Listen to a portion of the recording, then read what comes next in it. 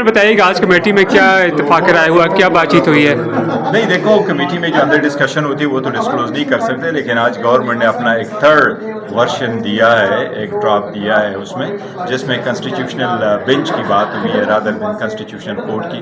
تو ہم نے اس کو دیکھا ہے. اب آج ہماری مولانا صاحب کے ساتھ میٹنگ ہوگی تو اس کے بعد انشاءاللہ تعالی ہم ڈسکس کریں گے. اچھا سر, آپ کا یہ کوئی بیان سامنے ہے کہ حکومت کے 7 بندے جو ہیں وہ ووٹ نہیں کریں گے ترامیم پر؟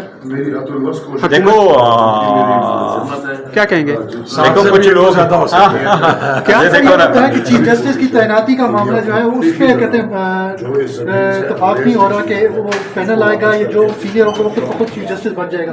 کیا نئے مسودے میں اس حوالے سے کچھ ہے؟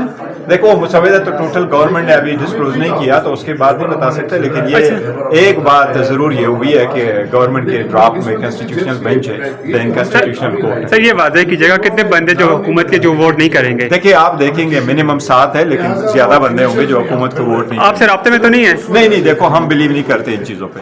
لوگ خود کہہ رہے ہیں ہم بالکل بلیو نہیں کرتے, ہم کسی کو اپروچ بھی نہیں کرتے, ہم مانتے بھی نہیں ہے, کسی صورت ہونا بھی نہیں چاہیے.